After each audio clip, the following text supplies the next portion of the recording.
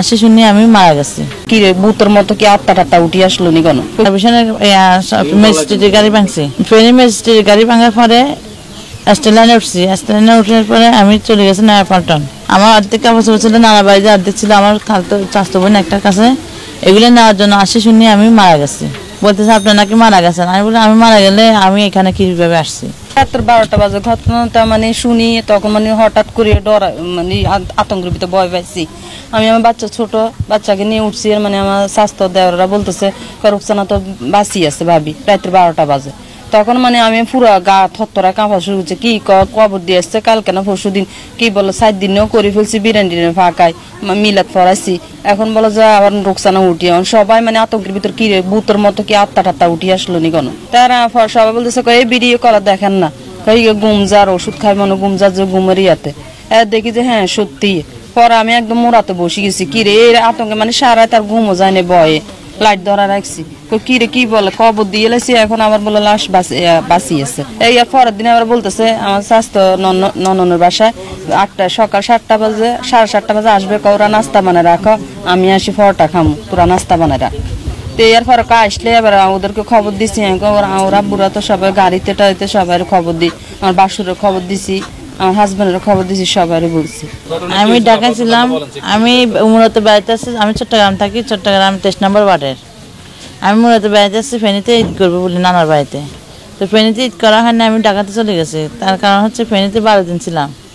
এখানে 12 দিন ভাঙচুর করছি গাড়ি, বাংলা মিশনের ম্যাজিস্ট্রেটের গাড়ি ভাঙছি। ফেনী ম্যাজিস্ট্রেটের গাড়ি ভাঙার পরে স্টেলাইনে উঠছি। স্টেলাইনে উঠার পরে আমি চলে গেছি নয়াপল্টন। নয়াপল্টন ওইখানে ভাঙচুর করছি গাড়ি, বাংলা মিশনের গাড়ি ভাঙচুর করছে চ্যানেলের। ওইখানে তারা জিজ্ঞেস করছে আমার এইসবের কারণ কি। আমি বলছি যে এই ইস্যু একটা অপশন, দ্রব্যমূল্যের দাম কমাইতে হবে, নাইলে গদি ছাড়তে হবে।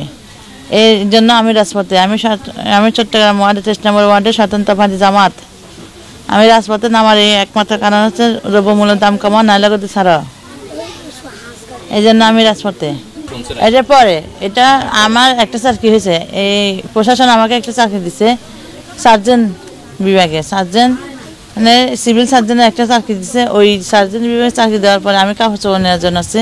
আমার অর্ধেক কাপড় চোপড় ছিল নানা বাড়িতে, অর্ধেক ছিল আমার খালতো চাচতো বোন একটার কাছে। এগুলো নেওয়ার জন্য আসি শুনি আমি মারা গেছি। আসলে তো আমি মারা যাই না, আমি চট্টগ্রামে আসছি আজকে মনে হয় 5 দিন। চট্টগ্রামে আসছি, আসার সময় আর 3টার দিকে উঠছি, রাত 9টার দিকে আসছি। আসার পরে আমার রিলেটিভের কাছে শান্তি কোম্পানি রোড কাশিম কমিশনের বাড়ি, ওইখানে আমার একজন রিলেটিভ থাকে। ওইখানে আসার পরে জানতে পারছি আমি মৃত। ওনারা আমাকে দেখে আতঙ্কে আসছিল এবং কান্নাকাটি করতেছে। আমি জিজ্ঞেস করতেছি কি সমস্যা, বলতেছে আপনার নাকি মারা গেছেন। আমি বলি আমি মারা গেলে আমি এখানে কীভাবে আসছি। নিজের আত্মীয় বলার কারণে আমাকে বলছে। তো আমি নিজের স্থায়ী মসজিদের ইমাম হিসাবে জানালা পড়েছি। আমি পরবর্তীতে শুনতেছি এদের লাশ এটা নয়, এদের লাশ যেটা বলছে এটা ফিরে আসছে।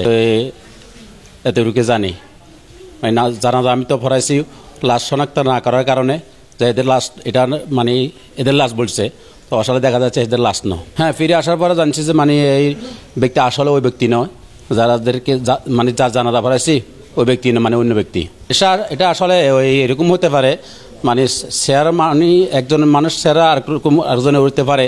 তো এরা বলার পরে মানুষ তো আসলে অনেকদিন, এটা তো মারা যাওয়ার পরে অনেকদিন পরে খবর পাইছে। তো তার চেহারাটা এমন অবস্থা হয়ে গেছে যার কারণে চিনতে পারে নাই।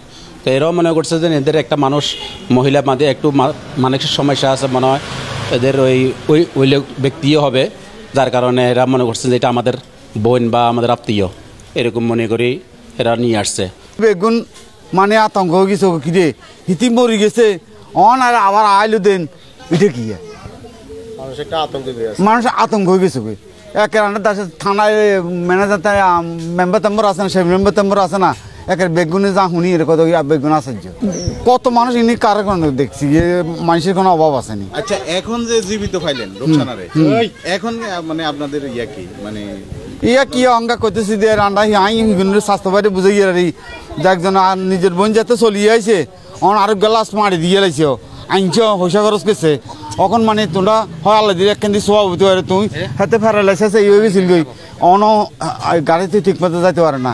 তুমি আল্লাহ দিলে এই উছিলে তোমরা গেলে রোগও ভালো হয়ে যেতে পারে এখন কই তো বুঝে গিয়ে